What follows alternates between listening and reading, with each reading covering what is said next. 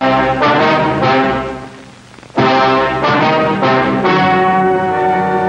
and gentlemen, the story you are about to see is true. The names have been changed to protect the innocent.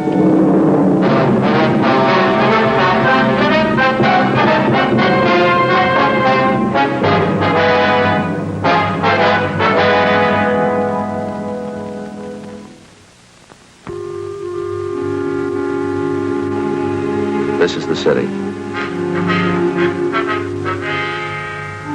Los Angeles, California. I work here. I'm a cop. It was December 31st, New Year's Eve. It was cold in Los Angeles. We were working the night watch out of homicide, special duty. My partner's Frank Smith. The boss is Captain Lorman. My name's Friday. It was New Year's Eve. All available men were ordered to be on duty. It was a big night for some of the people.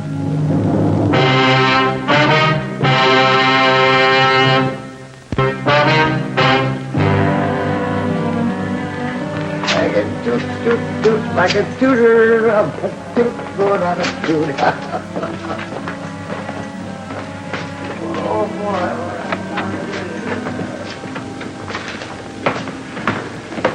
Joe, how's it going? Oh, hi, Jack. Pretty busy. How's it outside? Cold. Not enough to keep people at home, though. Rough night, huh? Looks like a wild one. Been keeping the complaint board busy. Seems bigger than the last New Year's. You're on with Frank and me tonight, is that right? Mm-hmm. Thought I was going to have it off. Wife had a little house party planned and everything. That's too bad. Maybe next time, huh? That's what I said last New Year's. Where's Frank? Just passed him down the hall a minute ago. Said he'd be right back. Yeah. Anything in the book? Oh, I almost forgot. Lloyd Hopper called. He's having a little party out at his house. He wants us to drop around when we get off. Said he'd call us back. Hi, I just tagged by communications. Switchboard's lit up like a Christmas tree. They're sure doing a lot of business. Yeah, Joe was telling me. Just like last year, they're sure starting off strong. Yeah, 415s, 4127s. Calls coming in by the dozen. You know, I'd like to see it just once. People celebrating New Year's without tearing up half the town. I'll get it. Homicide, McCready. Oh, yeah, Lloyd. Uh-huh. Joe just mentioned it. Well, we'll try and make it. You know how things are tonight. Yeah, okay. Thank you. Lloyd Hopper on his way home. Says he sure hopes we can make it if we get off early. Not much chance of that. Yeah. I guess you can't tell. We might get a break. I don't know.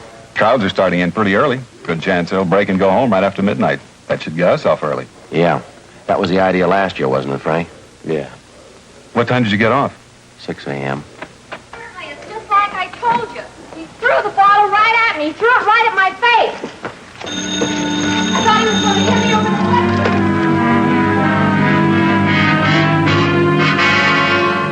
Sergeant Jack McCready, Frank, and I stayed on duty at the City Hall. As any police officer can tell you, New Year's Eve for him is one of the hardest working nights in the year. This one was no different for us. Within an hour, we'd received more than a half a dozen calls to be checked out. Street fights, ADW calls, cuttings, the usual complaints that you'd expect to get when a community of 4 million celebrates New Year's Eve. 9:43 p.m. Unit 7R2 at Wilshire and Geneva. A 211. A 211. KMA 367. Roger, 7R2. Unit 1A12 at 83 Naylor Avenue. See the man. Repeat. KMA 367. No stopping him, huh? 7R2. Yeah, it's a big night. Geneva. A 211. A 211. Homicide, Friday. Roger, 7R2. What's that? No. Unit 1A12. No, ma'am, no. at No, you have the wrong 83 division. If you'll wait just a second, I'll have you transferred. No, I'll have you transferred. You won't have to call back. All right, hold on, please.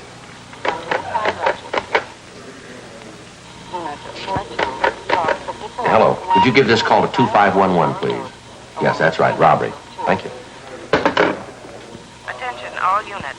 All units in the vicinity at East Main and Darwin. An officer needs help. Code 2. Sounds like somebody's got trouble, huh? Yeah. All units in the vicinity at East Main and Darwin. An officer needs help. Code 2. KMA 367. I feel for those guys. We were on that detail last year, you know. Yeah. Well, at least it's still code 2. You got a cigarette? Yeah. I'm sorry. Joe? Yeah. Got a cigarette? Yeah. Here you go.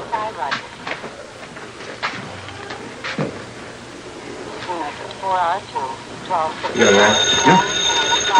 Homicide, Friday. No, Mac, he's not here now. No. No, I don't have any. No, I'll have him come right over, though, as soon as he does get in. Joe? Right. Yeah, just a second. Right, Mac. Look. Get a man?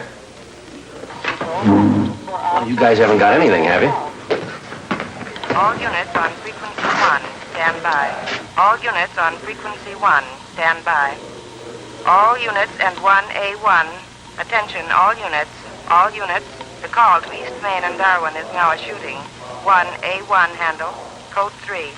It's us. Come All on. units and 1A1. Attention, all units.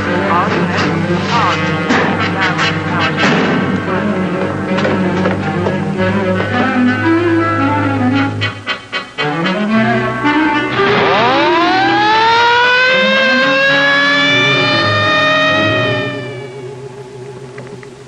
Let us through, please. Can we get through here? Please? Let us through, please. Side.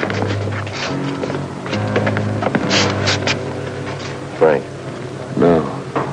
It's Lloyd Hopper. Dan? He's dead. His full name was Lloyd Nicholas Hopper, badge number 7501. He was one of the veteran officers in Central Homicide. He'd been shot twice at the base of his skull. There were 4 more bullet wounds in his back. Frank got to a phone, called Homicide, and told them what had happened. Additional cruiser cars and more from Metro Reserves were immediately dispatched to the scene of the killing.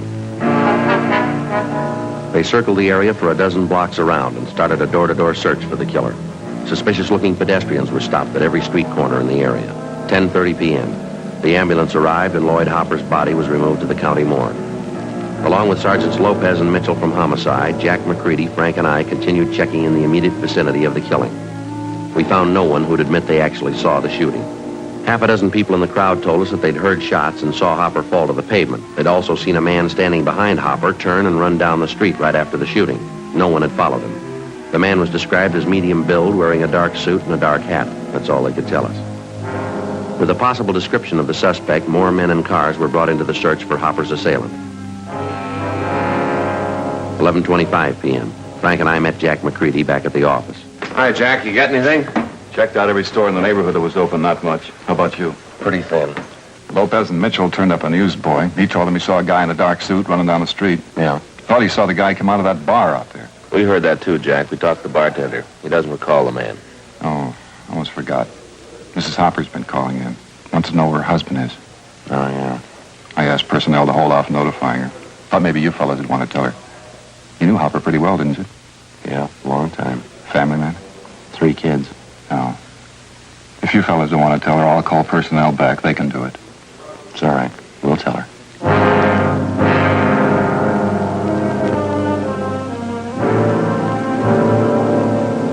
Frank and I got in the car and headed out for the home of the slain officer, Lloyd Hopper. The house was on Ralston Avenue, a few blocks from where Frank lived. We parked the car and went up to the front door. The lights were burning in the living room. What? I say it's a lousy job. Well, somebody's got to do it. Yeah. Well, I heard it. Somebody's coming. Hi, Joe, Frank. Hi, Betty. Hi, Betty. Sure glad you could make it. Everyone's here. They're in the den. Oh, come on in, you two.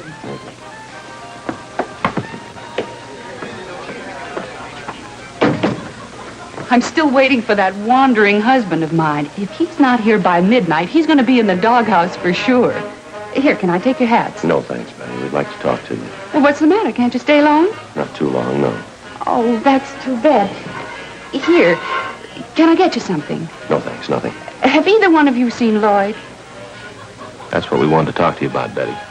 What? Would you like to sit down? What is it, Joe? Tell me. Well, he had an accident. Where is he? I want to see him. How bad an accident? Pretty bad. I want to go see him, Joe. He's hurt. I want to see him. Couldn't be that bad. Could it?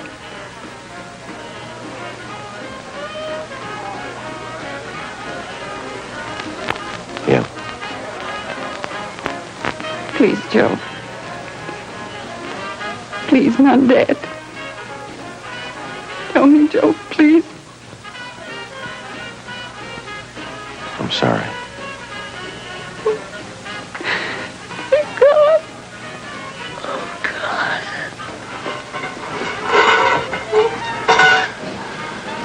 call a family doctor. Won't do any good. We'll never get through. Why? Phone lines are probably jammed. It's midnight. Oh, yeah. Happy New Year.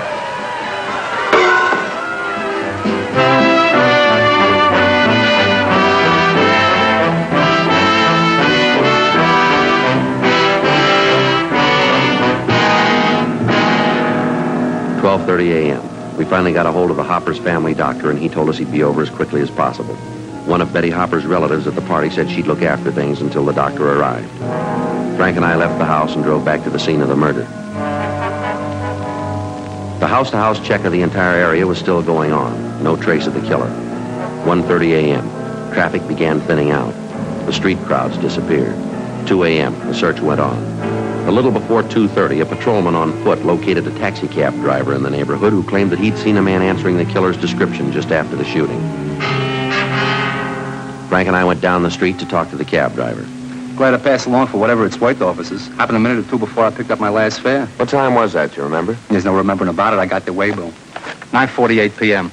I was parked down the street, same old stand, picked up a fare, took him down to North Main to tell her, then I came back here. Cab broke down. I've been waiting for the repair truck ever since. Well, just what was it that happened before you picked up that fare here at 9:48, is that right? Yeah, 9:48. It was a minute or two before that.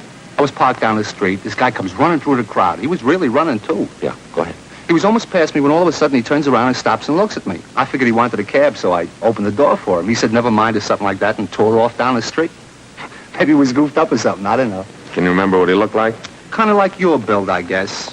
Medium. Wore a hat, dark suit. Did you get a look at his face?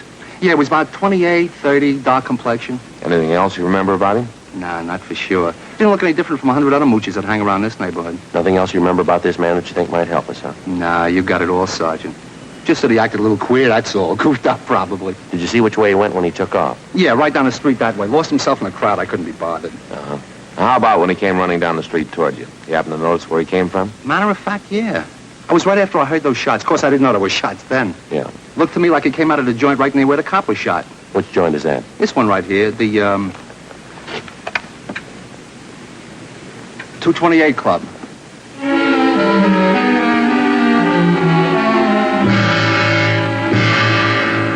It wasn't much, but it was the only lead we had to go on. 7 persons in the vicinity at the time of the shooting had volunteered the information that the killer had been a recent customer at the 228 Club, the neighborhood tavern. The owner and bartender of the club, a Ralph Stevens, had been questioned twice that night by different officers.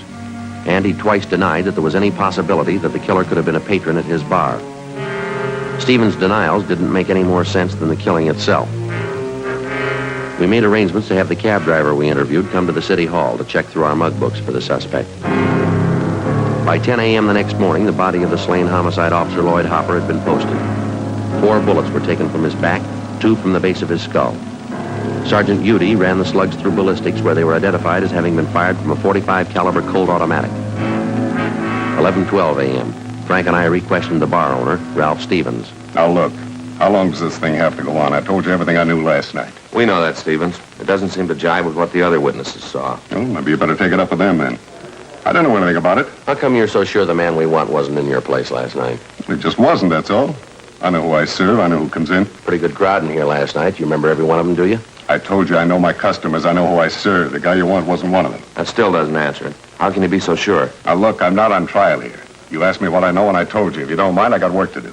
We got some work to do ourselves now. We'd appreciate it if you'd cooperate with us. All right, if you want to know the truth, you're not good for my business here. Cops never are. Coming around asking questions, customers don't like it. It's no good for business, no good at all. Now, look, an officer was killed last night right outside your front door. Half a dozen people say the guy who did it was in here drinking. I run this place. It's mine. I say the man wasn't in here. Still like to know how you're so sure. I'm getting a little tired of this. I don't have an office down at the city hall to lounge around in. I've got work to do. How about leaving, huh? Maybe it's about time you get this straight, mister. This one's about a killing. It happens to be our job to check it out. Now, if you don't want to talk here, we can make it downtown. I hope you don't think you're scaring me. I've owned bars before. I've had it out with cops like you. You're not scaring me a bit. Nobody's trying to scare you. We want a few straight answers, that's all. You mind leaving? I got work to do. I told you that before. All right, suppose you get your coat. We'll talk downtown. Not before I call my lawyer. Go ahead and call him. Where's your coat? Oh, why do we have to have trouble? I haven't got any beefs with you. No trouble, Stevens. We have to get to the bottom of it, that's all. Like to have you cooperate. Maybe the guy was in here last night. Came in a couple of times, that's all. I didn't want it to get out. Bad for business, those things. Can't afford it. Keeps customers away. Then the man was in here last night, huh? I wasn't trying to cover for him. Hardly know him. I just didn't want it to get out. I got a right to protect my business. Who is the man? Harry Talmadge is a hophead. If he did it, it probably wasn't his fault. How do you mean that? He was hyped up last night, uses heroin. He probably didn't mean to shoot. Where do we find him? I wouldn't know if this is right. It's an old address. What is it? Fairview Hotel. Try there.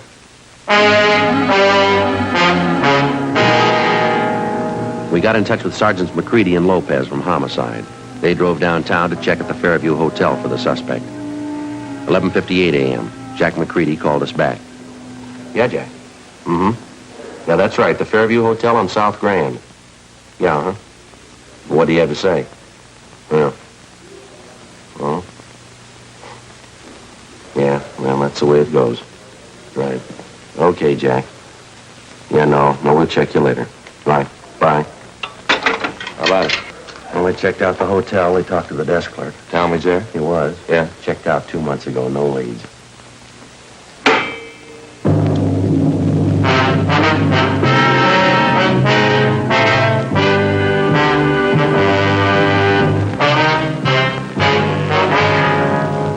p.m., New Year's Day. After we found that the suspect, Harry Talmadge, had checked out of the Fairview Hotel months before, Frank and I went back to the office and ran his name through R&I. The information given us by Ralph Stevens, the owner of the 228 Club, was apparently correct. The record on Talmadge showed that he was a confirmed user of narcotics.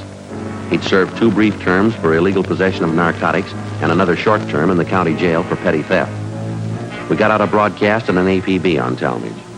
We checked out all his known friends and relatives, the places he frequented, hotels and boarding houses that he'd stayed at. No leads. With the help of Lieutenant Bigham in narcotics detail, we finally found the trail most likely to lead us to the suspects, the peddlers who were suspected of supplying Talmadge with narcotics.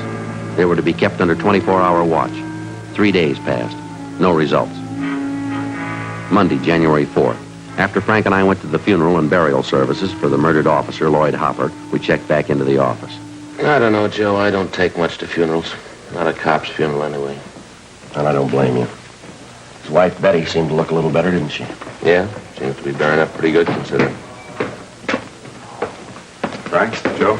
Hi, Jack. Hello, Jack. That young fella you told me about, he phoned me, Frank. Is that right? Did you give him the information? Yeah. He wanted to know all about taking the police department examination. Who's that?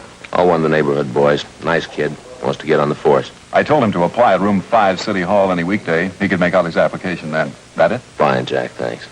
They got the recruiting campaign going now, huh? Yeah, I guess so, Joe. Taking applications from all over the country. I got it.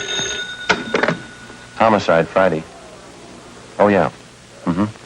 Oh, just a second. Yeah, go ahead. Uh-huh. Donaldson, huh?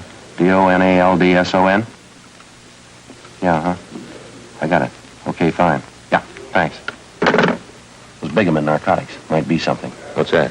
Well, he got a line on one of the mules who used to push heroin to Talmadge. A guy by the name of Donaldson. He's been sounded out. He's ready to talk to us. This Donaldson was close to Talmadge? Supposedly, yeah. You know where Talmadge is? Let's ask him.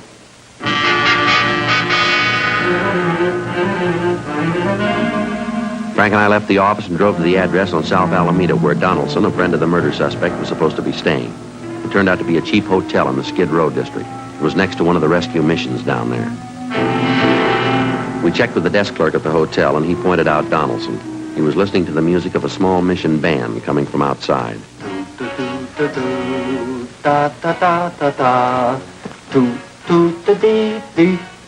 Excuse me. Excuse me. Yes? Your name Donaldson? Yes. We're police officers. This is Frank Smith. My name's Friday. Surely. Isn't that nice, Sergeant? Music from the mission. Sure do like it. I even go over and listen to the sermons. Do me a lot of good, especially the drum. I understand you're not pushing junk anymore, Donaldson, that right? Call me Biggs. Name's really John, but everybody calls me Biggs. No, I hadn't been pushing junk, not for months, all through with it. When's the last time you saw Harry Talmadge? A couple of weeks ago.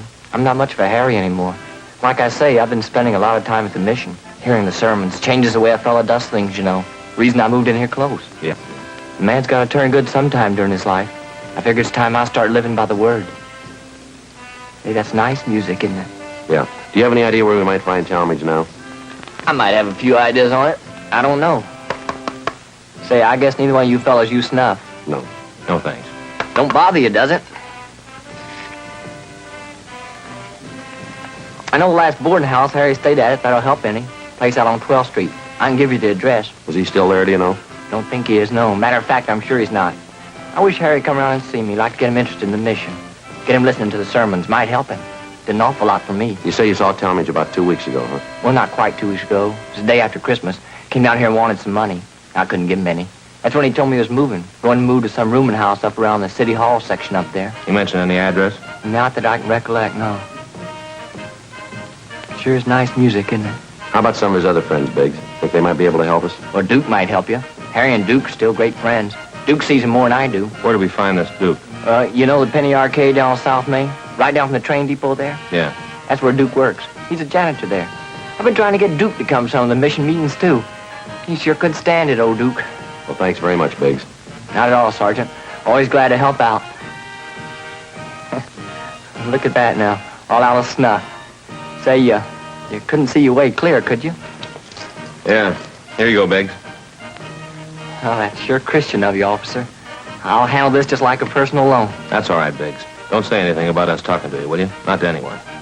No, sir, I won't. You can trust me.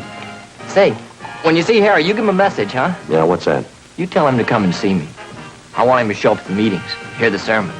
Could change everything, Sergeant. Could give him a new life, a new soul. Think of that. A brand new soul for Harry. Yeah, he could use one.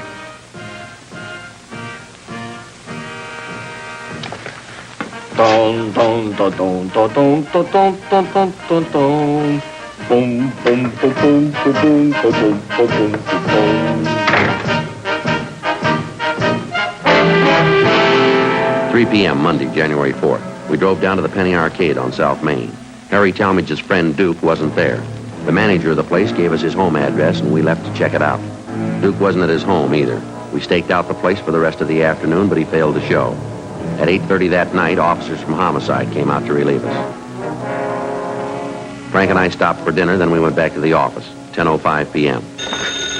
You want to grab that, Joe? Got it. Homicide, Friday.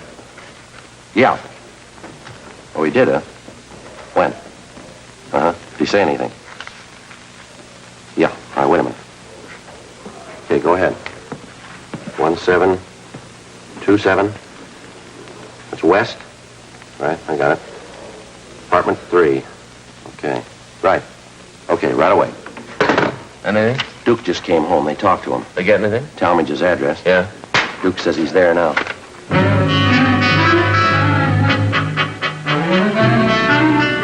We got in the car and drove out to the West Hoover address. We were to meet Sergeants Jack McCready and Bill Mitchell. 1727 was an old two-story apartment house. Apartment number 23 was on the ground floor at the rear of the building. While McCready and Mitchell covered the rear exit, Frank and I went in the front way.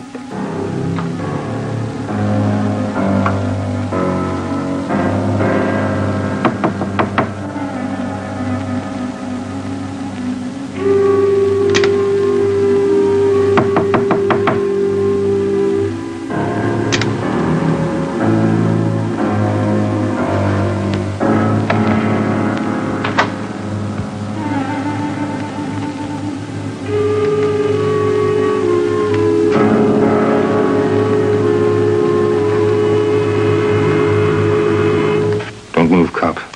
I'm going to kill you. Come on. Come on, you're... Come on, get out. Yellow cop, get your hand down.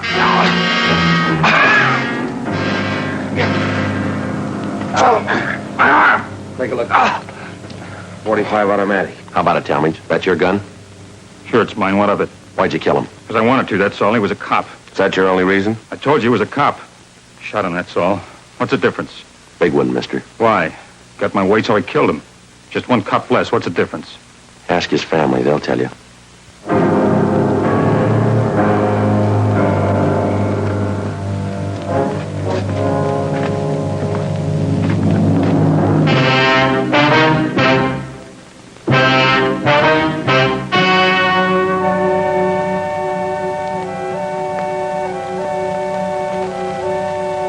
On March 26th, trial was held in Department 92, Superior Court of the State of California, in and for the County of Los Angeles.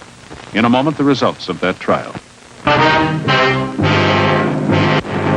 The suspect was tried and convicted of manslaughter, which is punishable by imprisonment in the state penitentiary for a period not to exceed 10 years.